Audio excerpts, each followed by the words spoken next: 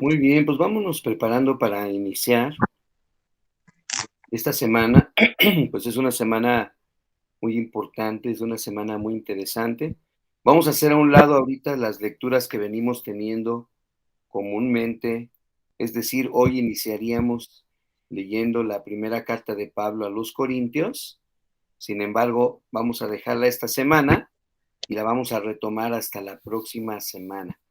¿Por qué? Porque en estos días, durante esta Semana Santa, en todas las noches que nos reunamos, vamos a estar leyendo versículos clave relacionados a esta última semana, ¿verdad?, de nuestro Señor Jesucristo sobre la tierra.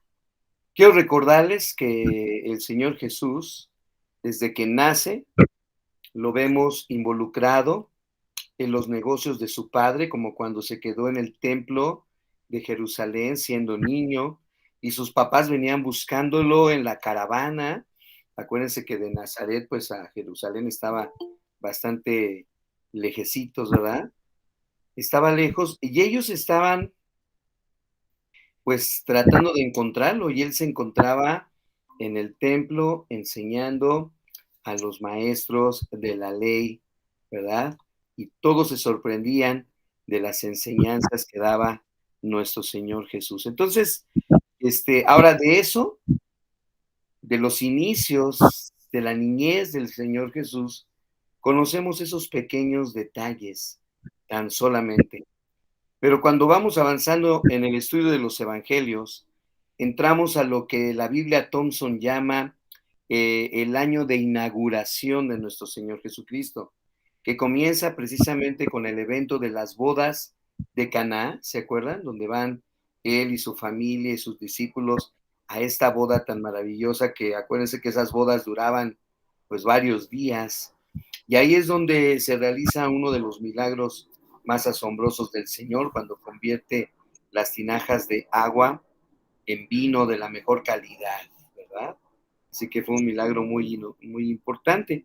Ahí vemos ya al Señor Jesús cómo comienza a moverse en toda esta área.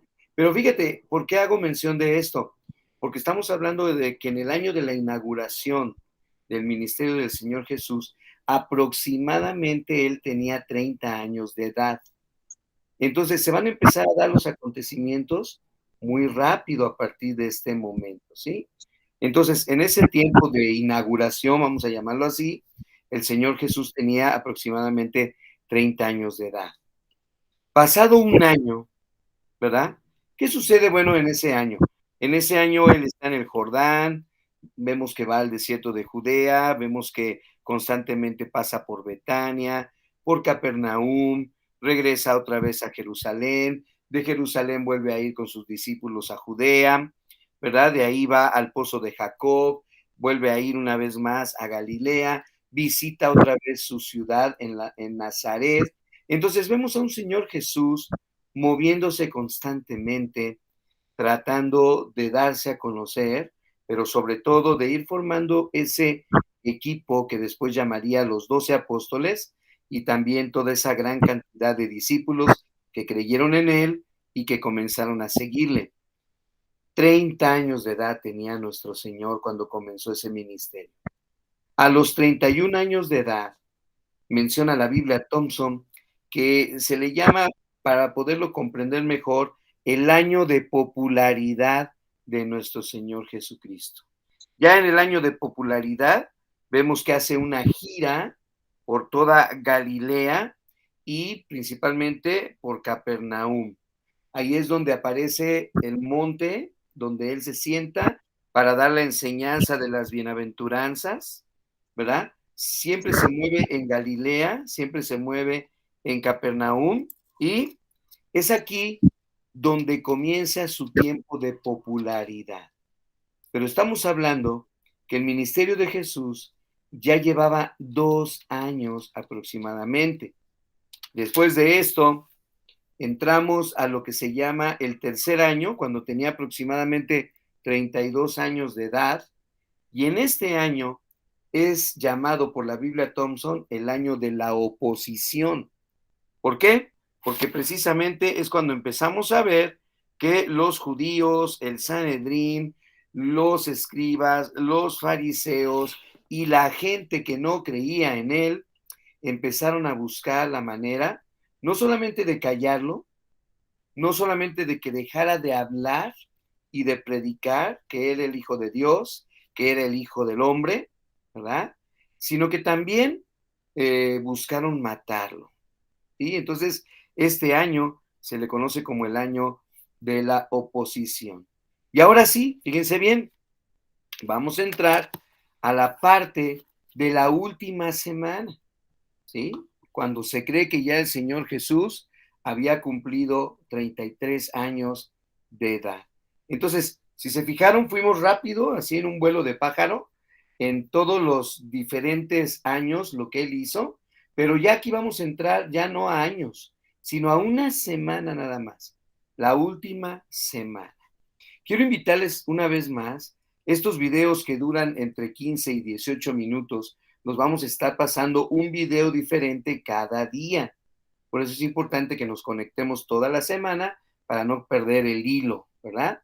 Vamos a ver este video, pero antes de eso, quiero que leamos en nuestras Biblias, por favor, busquen Lucas capítulo 22, para que leamos del versículo 42 al versículo 44. Vamos a buscar en nuestras Biblias.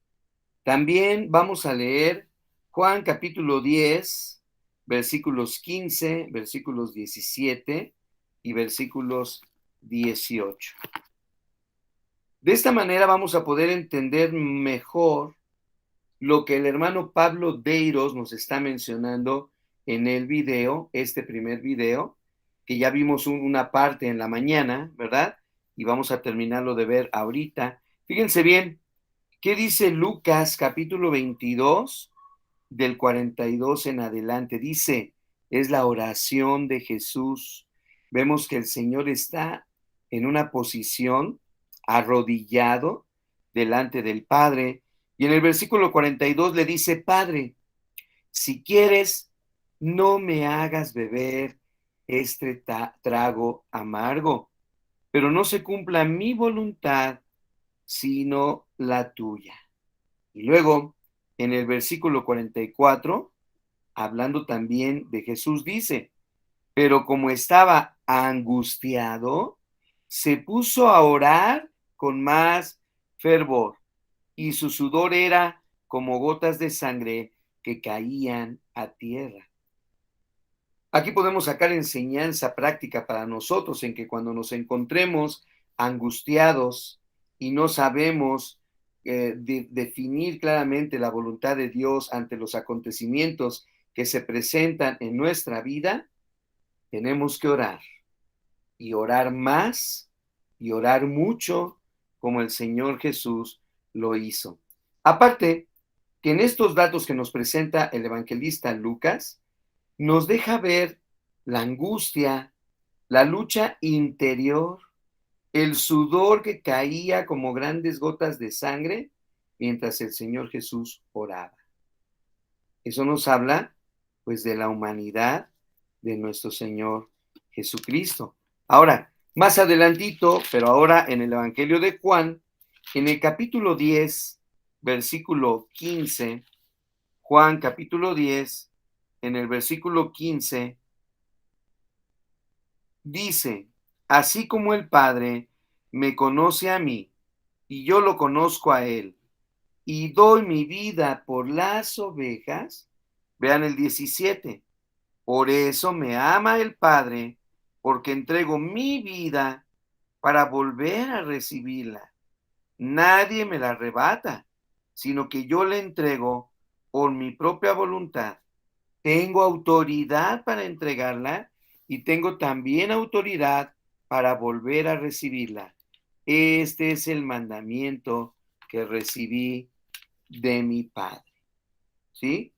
Es decir, con estas palabras, hermanos, hermanas, el Señor Jesucristo estaba plenamente consciente de que Él iba a entregar su vida por los suyos y que Él lo estaba haciendo de una manera voluntaria, porque Él tenía el poder de ponerla y tenía el poder de volverla a tomar, y este poder o esta autoridad le fue dada por el Padre. ¿Sí? Así que en esta primera semana vamos a gozarnos pensando en esa humanidad de nuestro Señor Jesús. Esto también nos permite, fíjense bien, nos permite entender cómo Jesús nos entendía también a nosotros. Vamos a ver entonces el video y de repente vamos a parar para seguir leyendo otros versículos bíblicos. Vamos a poner atención, ¿de acuerdo?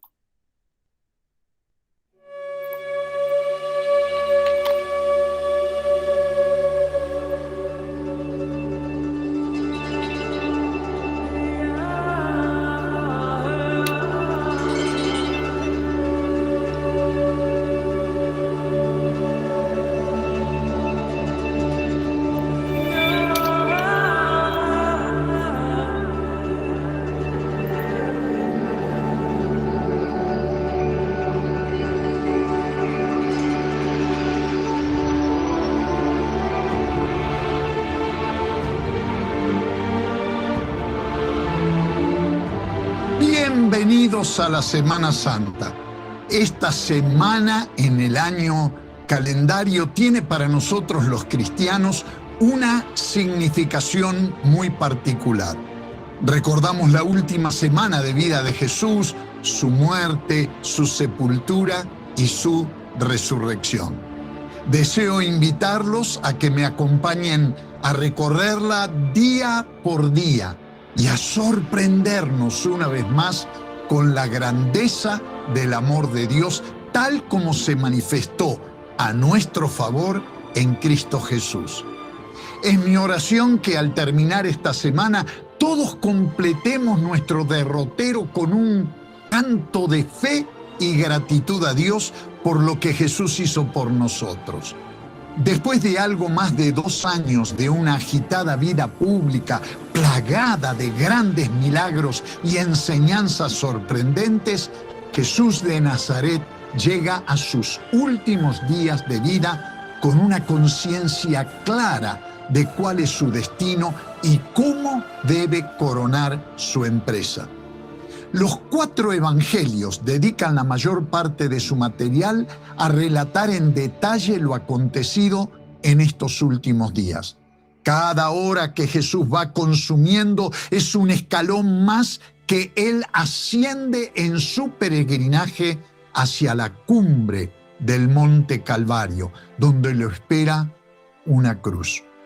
El final de su ministerio se acerca y todo parece indicar que Él va camino a un fracaso contundente, a una derrota sin excusas. De hecho, sus enemigos ya están haciendo todo lo que pueden para eliminarlo y poner fin a su carrera de pretendido Mesías, según ellos. El Evangelio de Juan describe el cuadro impresionante de un Jesús que preveía desde el comienzo mismo de su ministerio su crucifixión, pero que estaba dispuesto a dar su vida voluntariamente con plena conciencia de lo que hacía. Todos concuerdan en que en este punto el teólogo prevaleció sobre el historiador en el evangelista Juan. Por el contrario, Lucas no deja a un lado la interpretación teológica, pero nos brinda una síntesis histórica más completa y humana.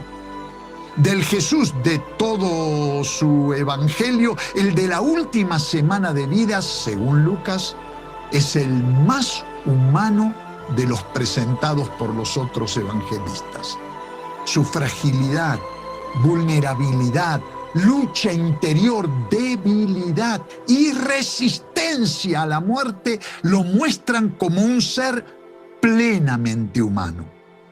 La gran diferencia es que Él va camino a su muerte, pero con plena conciencia de que su sacrificio no será inútil, de que esa muerte es la voluntad del Padre Celestial y de que tendrá resultados extraordinarios en términos de la redención de la humanidad. En otras palabras, Jesús no fue sorprendido ni tomado desprevenido por los acontecimientos ocurridos en sus últimos días. Esta última semana de vida de Jesús también saca a la luz las contradicciones y perfidias humanas de sus detractores. En el trato de estos con Jesús se violaron los más elementales principios de la ética religiosa, jurídica y política. Todos los procedimientos fueron arbitrarios, plagados de mentiras, abusivos y carentes de todo fundamento. Además, parece ser que nos hallamos frente a dos procesos de rechazo y condena, uno detrás del otro, lo cual sorprende, dado que no se trata de un recurso de apelación y mucho menos de una manifestación de justicia. En el primero, Jesús comparece ante el Consejo de los Judíos, el Sanedrín de Jerusalén, mientras que en el segundo lo hace ante el procurador romano, además de las audiencias ante Herodes Antipas. Igual de contradictorias eran las causas que se levantaban contra él, de manera implícita o explícita. Jesús era acusado de delitos religiosos por los judíos, como blasfemia o llamarse hijo de Dios, pero también de delitos políticos por los romanos, como subversión o llamarse hijo de hombre o Mesías. Los primeros le achacaban perturbar el orden religioso. Los segundos lo acusaban de perturbar el orden público. Cuando se mira a la última semana de vida de Jesús, la impresión es que los acontecimientos ocurrieron con una velocidad asombrosa. Todo parece acelerarse y adquirir una intensidad increíble. Es como si los hechos humanos escaparan del control de las personas responsables y se dispararan en una secuencia planeada de antemano y digitada por una voluntad ajena a la de los seres humanos. El reloj de arena que mide el tiempo cronológico comenzó a volcar rápidamente más granos, empujado por el tiempo de Dios, el Kairos divino. No solo que los evangelios escritos llegan a sus últimas páginas, sino que el evangelio vivo, Jesús, está llegando a su epílogo glorioso en esta última semana. Jesús no podía coronar su ministerio y terminar su vida en otro lugar que no fuese la ciudad santa, Jerusalén. Muy bien, vamos a buscar en nuestras Biblias Hechos capítulo 2, de los versículos 22 al 24. Puedes prender tu micrófono si alguien lo quiere leer y recuerden nada más volverlo a apagar para que podamos continuar con el estudio. Hechos capítulo 2, versículos 22 al 24. ¿Cómo Sí, dice? Dice, varones israelitas, oíd estas palabras, Jesús Nazareno, varón aprobado por Dios entre vosotros con las maravillas, prodigios y señales que Dios hizo entre vosotros por medio de él, como vosotros mismos sabéis, a este, entregado por el determinado consejo y anticipado conocimiento de Dios, prendisteis y matasteis por manos de inicuos, crucificándole. ¿Al 24? Sí. El cual Dios levantó, sueltos los dolores de la muerte, por cuanto era imposible que fuese retenido por ella. Muy bien, ¿verdad? O que la muerte lo mantuviera bajo su dominio, era imposible. Ahorita que estábamos escuchando, gracias hermana, ahorita que estábamos escuchando al hermano Deiros, él dice que esta última semana que estamos viendo ahorita, los hechos humanos parecen dispararse, ¿no? Como que esto se va a empezar ahí muy rápido, muy rápido, muy rápido. Y de hecho Pedro, aquí en su primer sermón en el libro de los Hechos, pues habían pasado algunos días, algunas semanas después de la resurrección de nuestro Señor Jesucristo. Es decir, después de la manifestación gloriosa de la resurrección, que es parte de lo que estudiaremos en esta semana, todos los hechos, ¿verdad? Y antes también lo de la crucifixión, todo lo que estaremos viendo, fue algo que se dio de una forma vertiginosa, por ejemplo, ¿verdad? Ahora, de acuerdo a lo que acabamos de leer ahí en Hechos capítulo 2, estamos viendo que Dios sabía, Pedro está diciendo que Dios sabía lo que iba a suceder. Y también Pedro está diciendo que ese era un plan determinado, ¿verdad? Que se dio cuando el Señor Jesús fue traicionado por los judíos. Ahora, en el primer día de esta semana, que es lo que estamos recordando y celebrando hoy, vemos cómo el Señor Jesús se dirige a Jerusalén. Seguramente al Señor Jesús lo conocían ya en todas las áreas. Llevaba por lo menos 3 años moviéndose, como les digo, en Capernaum, en Samaria, en Betania, en Nazaret, en todas partes era conocido, pero también en la santa ciudad de Jerusalén.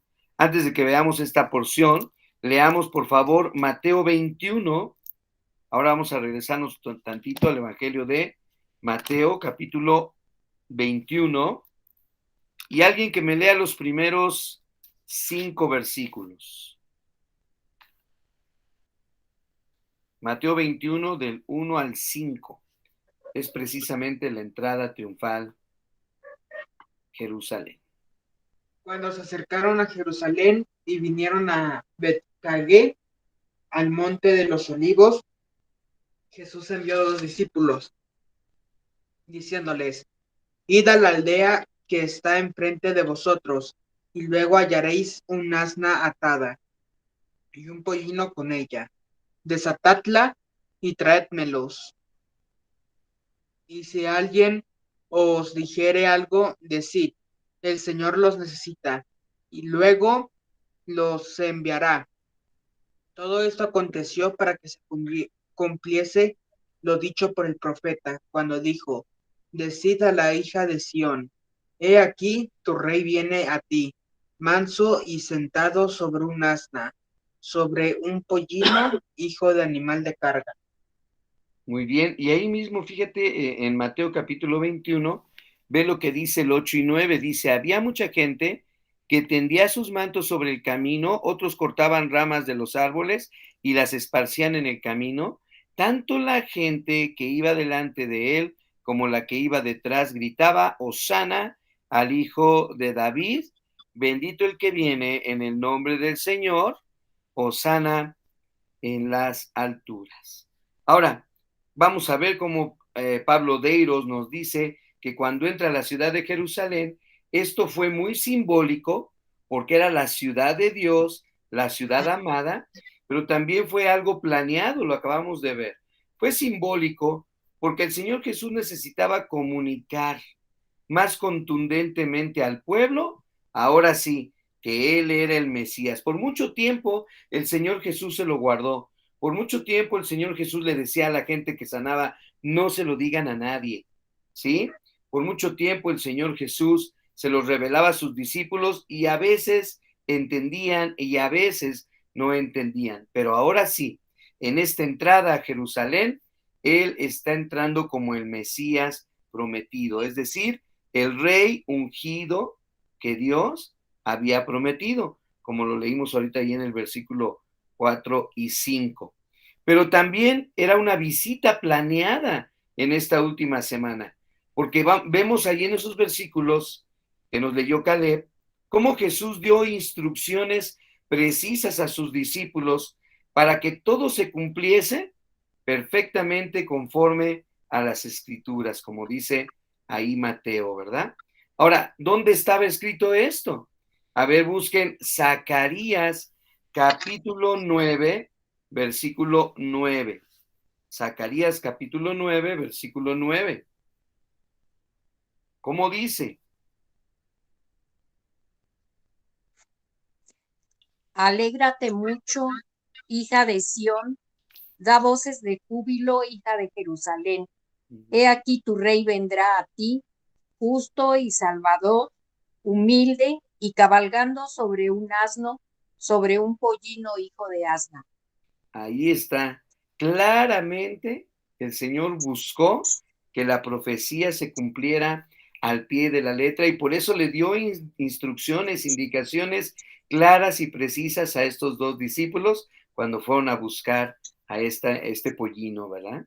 Así que noten ustedes cómo se va a empezar a ver también el cumplimiento de las profecías en esta parte. Vamos a seguir viendo el video para ver la entrada a Jerusalén. Pongamos atención. De haberse quedado en Galilea, no hubiese pasado de ser uno de los tantos revoltosos que polulaban en esa región cosmopolita y marginal. Jesús tenía que llegar a Jerusalén y completar su ministerio de predicación y enseñanza en el templo. Allí estaba el ojo del huracán que habría de sacudir a toda la humanidad desde entonces. Allí indicaban las profecías que debía producirse el acto supremo de su sacrificio y entrega por todos los seres humanos. Allí lo estaban esperando los desafíos más grandes de toda su carrera humana. Jesús vivió su última semana de vida bajo el imperativo categórico de hacerlo en un lugar único y singular, Jerusalén. Es por esto mismo que el primer día de la Semana Santa, el domingo, Jesús se dirige de Betania a Jerusalén, un recorrido de apenas 3 kilómetros. Jesús había pasado el sábado en casa de sus amigos Lázaro, María y Marta, y temprano en la mañana se preparó para entrar a la ciudad montado en un burrito. Su entrada fue altamente simbólica y Jesús no dejó nada librado al azar. Su ingreso a la ciudad requería de una puesta en escena y de un despliegue dramático que fuese elocuente para comunicar un claro mensaje. Él era el Mesías prometido. Él era el Rey ungido por Dios. Su entrada fue también planeada. Jesús la planeó con gran cuidado. No fue una acción repentina, impulsiva o improvisada. Todo debía hacerse conforme a las profecías antiguas que habían anticipado tal evento en relación con el Mesías. Las instrucciones precisas que Jesús les da a sus discípulos en cuanto al burrito y otros detalles muestran cuán minuciosamente el Señor planeó su entrada a la ciudad. Finalmente, su entrada fue apoteótica. Todos los gestos dramáticos hablaban del mesianismo y realeza de Jesús. La suya fue de veras una entrada triunfal. Jesús no entró de incógnito o escondiéndose por los rincones, sino de manera pública, llamativa, valiente y atrevida. Mientras iba descendiendo desde Betania por el monte de los Olivos, Jesús toma un camino que frecuentemente era transitado por los peregrinos. Desde allí tuvo una arista panorámica de la ciudad. Estaba acompañado por sus discípulos y otras personas que venían cantando alabanzas a viva voz. La multitud iba creciendo a medida que se movía y saludaba a Jesús como si fuese un rey victorioso, celebrando sus muchos milagros. También participaban de la escena algunos fariseos que odiaban a Jesús y aprovechaban cuanta oportunidad tenían para denostarlo. Quizás por esto mismo Jesús se detuvo en un mirador desde donde pudo ver toda la ciudad, teniendo en un primer plano el templo majestuoso de mármol blanco construido por Herodes el Grande. Entonces Jesús rompió en llanto por la ciudad. Y aquí lo vemos expresando emociones humanas debido a la tragedia por el rechazo por parte de su propio pueblo. El llanto surge de la toma de conciencia de que las promesas condicionales del Antiguo Testamento han quedado totalmente anuladas y lo único que puede esperar Israel es el juicio divino. Y así Jesús pronuncia una profecía terrible sobre la ciudad. Al rechazar a Jesús, Jerusalén ha escogido el camino del nacionalismo político, que la llevará a la guerra con Roma y a su destrucción total en poco tiempo. Finalmente Jesús hace su ingreso a la ciudad. Mientras la multitud lo vitorea con sus cánticos y exclamaciones, y a su paso arrojaba mantos y ramas de palmera. La aclamación de la multitud es un reconocimiento inconsciente de una gran verdad en torno a Jesús. ¡Hosana al Hijo de David! ¡Gloria en las alturas! ¡Bendito el Rey que viene en el nombre del Señor! Muy bien, vamos a buscar en nuestras Biblias Lucas capítulo 19 para que leamos el versículo primero, el 39 y el 40. Lucas capítulo 19, versículos 39 y 40. Después de escuchar al hermano repetir este pasaje de Mateo, que por cierto ya lo leímos de la entrada triunfal, vamos ahora a pasar a Lucas 19, donde vamos a notar en los versículos 39 y 40 que había también personas de entre la multitud que no vitoreaban al Señor Jesucristo, porque ellos lo odiaban, no lo soportaban, y menos ahora que toda la gente, así como decía el hermano de Iros, cada vez iba creciendo más y más y más y más la multitud que vitoreaba y aclamaba a Jesús como rey. Bueno, imagínate, si no podían soportarlo, menos ahora. Por eso les digo que se empezó a dar una vertiginosa, ¿verdad?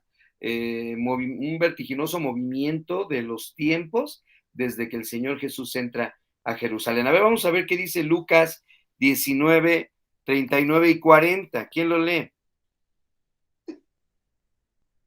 Del 39 al 40. Entonces algunos de los fariseos de entre la multitud le dijeron: Maestro, reprende a tus discípulos. Él respondiendo les dijo: Os digo que si estos callaran, las piedras clamarían. Ahí está la crítica, está que no quieren al Señor Jesucristo, está diciéndole, dile a tus discípulos que callen, ¿verdad? Mas sin embargo, el Señor les contesta que la misma naturaleza alabará, las piedras gritarán si ellos callaran, ¿verdad? Muy bien, esto es interesante porque también podemos aprender que no hay ningún motivo para nosotros que nos impida aclamar al Señor Jesús como nuestro Señor. No hay nada ni debe haber nada que nos impida a nosotros aclamar al Señor Jesús como nuestro Rey, ¿sí? Y que verdaderamente todas las áreas de nuestra vida, como lo hemos visto en toda esta serie de predicaciones que hemos tenido los domingos, todas las áreas de nuestra vida estén gobernadas por nuestro Señor Jesucristo, por el señorío de nuestro Señor Jesucristo.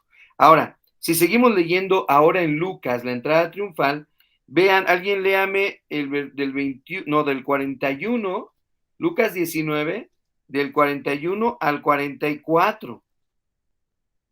Y cuando llegó cerca de la ciudad al verla, lloró sobre ella, diciendo: Oh, si también tú conocieses a lo menos en este tu día lo que es para tu paz, mas ahora está encubierto de tus ojos, porque vendrán días sobre ti cuando tus enemigos te rodearán con vallado y te sitiarán y por todas partes te estrecharán y te derribarán a tierra y a tus hijos dentro de ti y no dejarán en ti piedra sobre piedra, por cuanto no conociste el tiempo de tu visitación.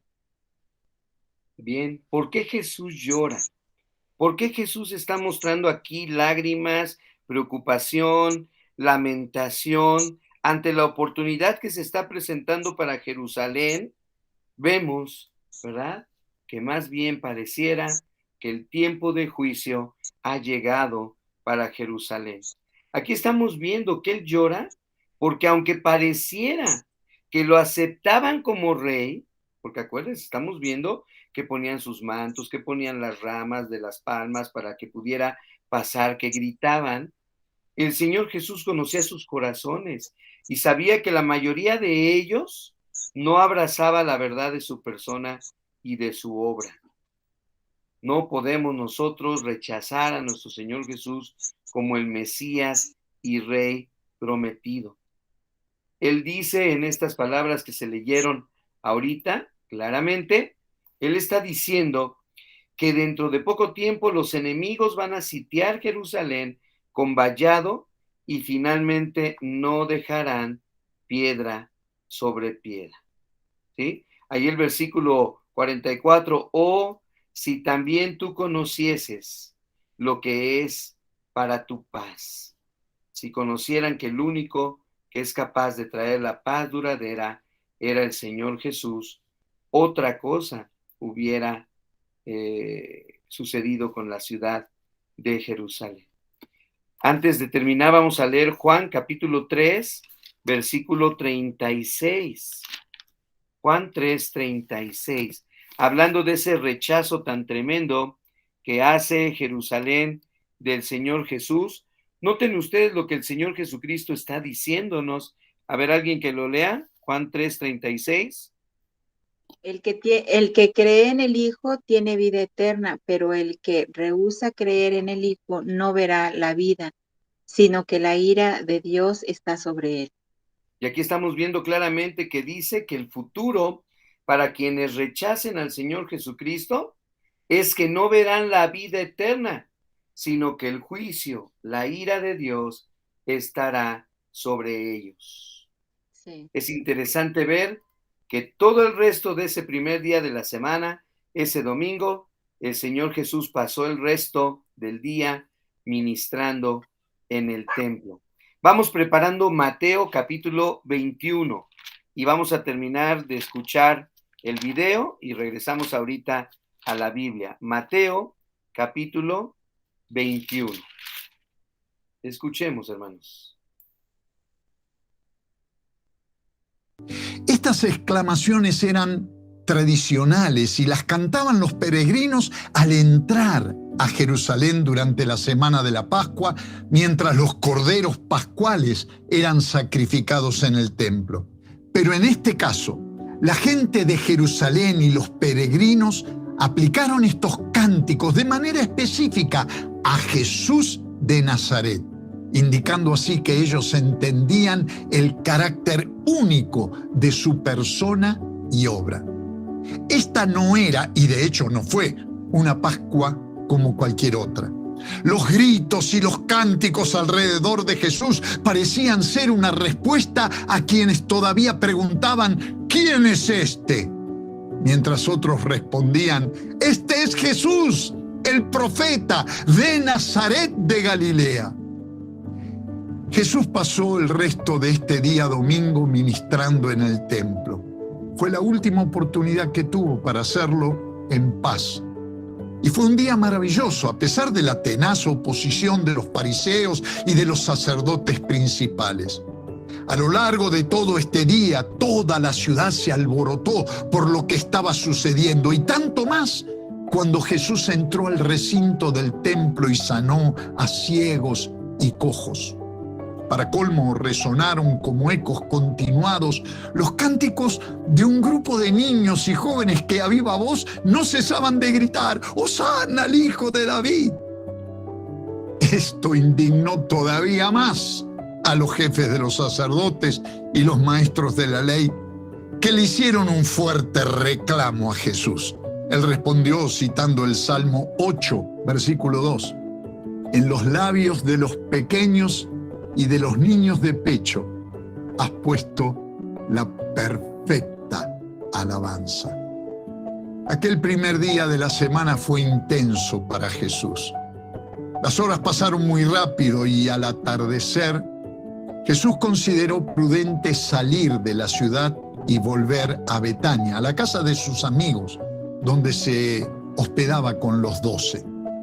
Seguramente sus discípulos habrán recorrido con gran excitación los 3 kilómetros cuesta arriba por el Monte de los Olivos hasta llegar a la pequeña aldea de Betania.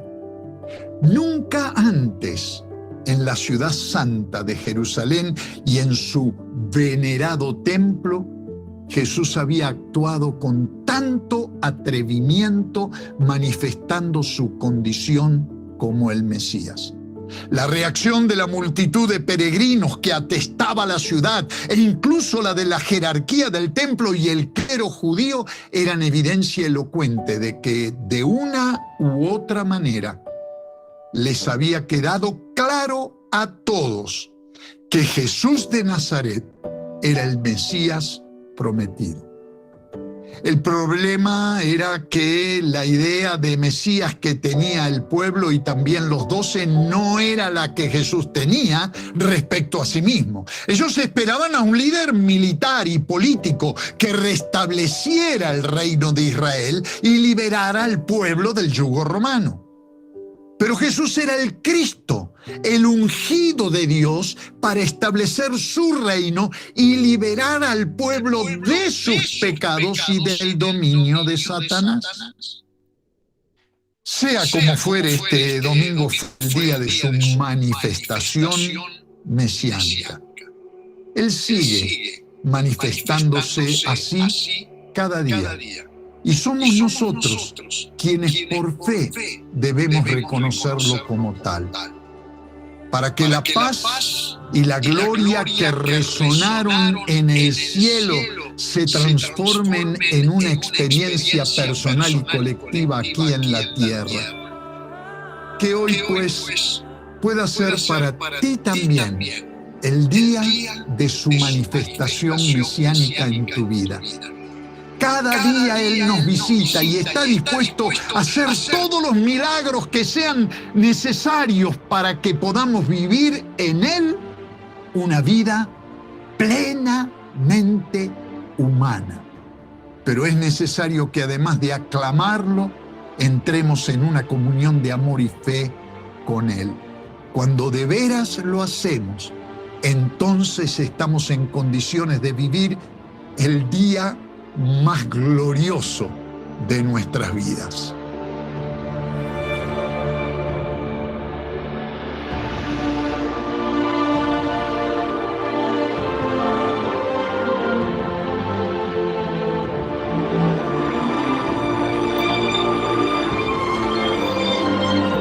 Muy bien, pues vemos que nuestro Señor Jesús en ese domingo, ¿verdad?, pudo hacer maravillas en el templo. Vamos a leer lo que nos dice Mateo capítulo 21.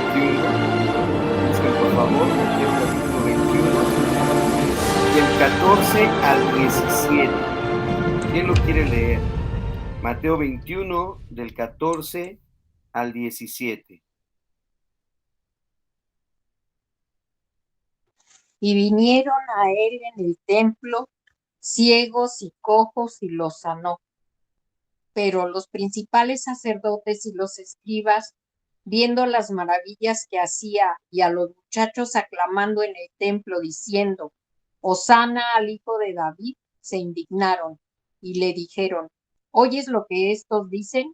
Y Jesús les dijo, sí, ¿nunca leísteis de la boca de los niños y de los que maman perfeccionaste la alabanza? Y dejándolos, salió fuera de la ciudad a Betania y posó allí.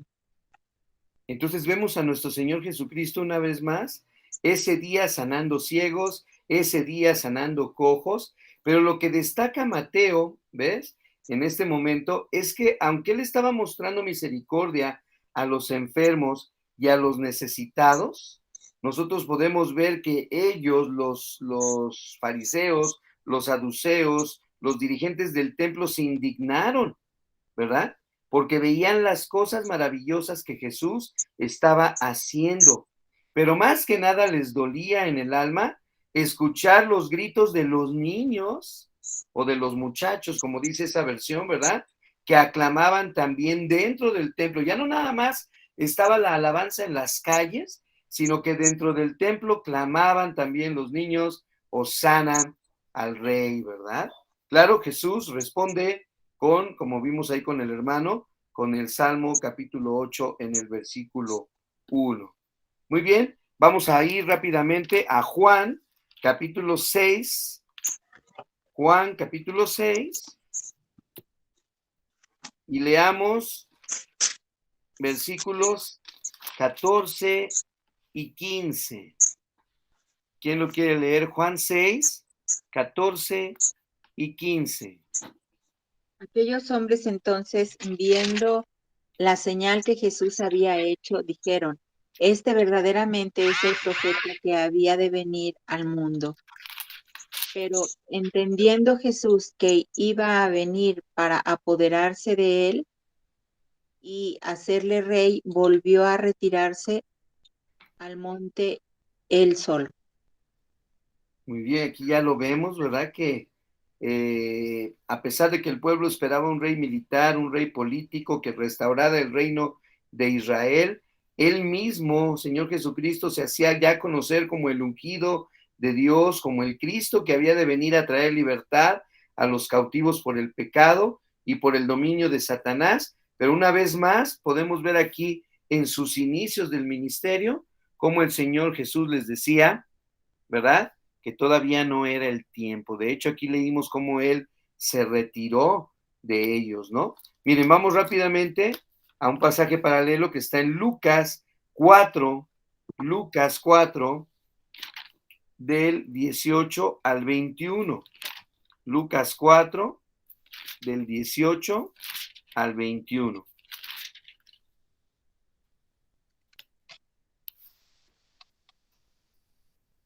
Donde el Señor Jesús también está diciendo claramente que Él es el Mesías. ¿Quién lo quiere leer?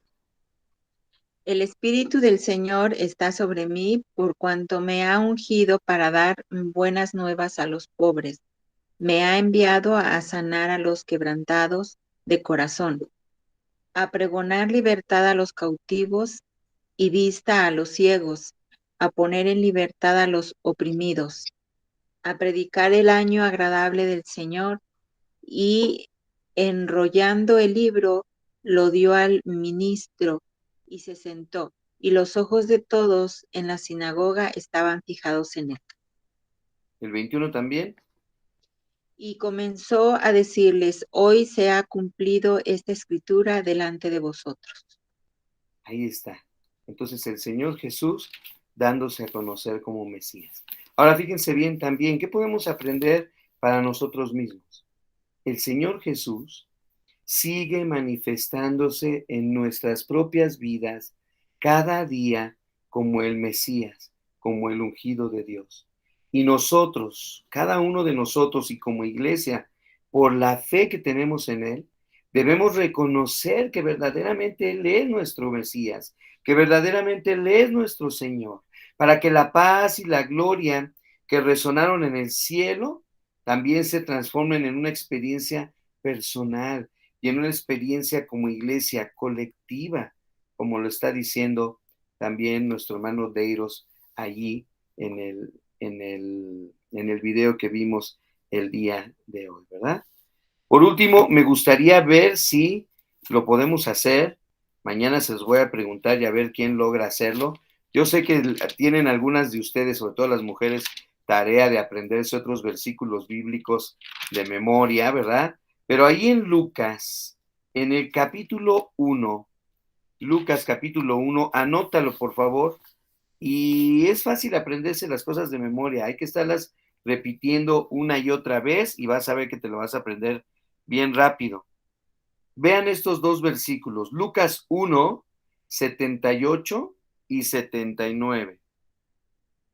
Gracias a la entrañable misericordia de nuestro Dios, bueno, yo lo estoy leyendo en la Nueva Versión Internacional, ¿verdad? Gracias a la entrañable misericordia de nuestro Dios, así nos visitará desde el cielo el sol naciente para dar a luz a los que viven en tinieblas, en la más terrible oscuridad, para guiar nuestros pasos por la senda de la paz. Qué padrísimos versículos bíblicos. A lo mejor ya los habíamos leído en otra ocasión, pero no nos habíamos detenido a ver la fuerza que tienen de saber que ahora nosotros estamos en el camino correcto, que el Señor Jesús es nuestra luz, es nuestra guía, que ya no estamos en oscuridad espiritual, sino que hemos amanecido espiritualmente por el amor, la bondad, la compasión y la paz que solamente el Señor Jesús puede darnos y puede traer sobre nosotros. Bueno, pues esta es la enseñanza para el día de hoy. Es el domingo, el primer día de esta semana que vamos a ver que se va a ir vertiginosamente en estos días, ¿verdad? Y les invito para que el día de mañana a la misma hora estemos con el video número 2 del día 2 y veamos lo que el Señor tiene preparado para nosotros. Ahora quiero invitarles a que cerremos nuestros ojos y terminemos nuestro tiempo de lectura de esta hora, ¿sí? Vamos a orar. Muchas gracias, Señor, porque nos permite sobre todo recordar, traer a la memoria, a nuestra mente y a nuestro corazón estos eventos tan importantes, Señor. Y no porque sea esta la semana llamada mayor o sea la Semana Santa, sino porque, Señor, nos das la oportunidad como iglesia también de acercarnos a ti a través, Señor, de este recordatorio. Y este es tiempo también para preparar nuestros corazones, porque pronto habremos de celebrar la Cena del Señor, ese recordatorio, ese memorial que tú has puesto también para tu iglesia, para que traigamos a nuestra mente y a nuestro corazón no solo el sufrimiento y el derramamiento de sangre de nuestro Señor Jesús, sino la entrega de su vida total, pero también la promesa de la resurrección y del regreso de nuestro Señor Jesús en las nubes. Recordando también esas palabras de que algún día Él volverá a beber de ese fruto de la vid, pero ya con nosotros en el reino de su Padre. Gracias te damos, Señor, porque nos permites iniciar esta Semana Santa, Señor, buscando tu rostro, buscando lo que tú tienes para nosotros en las Escrituras. Ayúdanos a gozarnos en la lectura de ellas durante esta semana y prepara nuestros corazones, Señor, para que tú sigas hablando y tengamos corazones sensibles, receptivos al mensaje de tu palabra. Y si hay algo que cambiar en nuestra vida, en nuestros pensamientos, en este tiempo, hazlo, Señor. Hazlo, transfórmanos, renueva, Señor, nuestro corazón, renueva nuestra mente, nuestros pensamientos y permítenos seguir creciendo en la gracia del Señor Jesús. Gracias por este tiempo, danos descanso, Señor, y que podamos el día de mañana, si es tu voluntad, amanecer y continuar recordando estas hermosas enseñanzas. Perdona nuestros pecados, Señor, ayúdanos a ser más fieles a ti cada día. Ayúdanos, Señor, a mostrar misericordia al ser querido como también al que tiene necesidad. Y permite, Señor, que por sobre todas las cosas recibas tú de parte de nosotros el reconocimiento, la honra y la gloria que solamente tú mereces, Señor. Gracias te damos por este tiempo. En el nombre de Jesús, tu Hijo, oramos, confiando en tus promesas. Amén y amén. Muy bien, mis hermanos, pues gracias a Dios por este tiempo y si Dios permite, el día de mañana continuamos.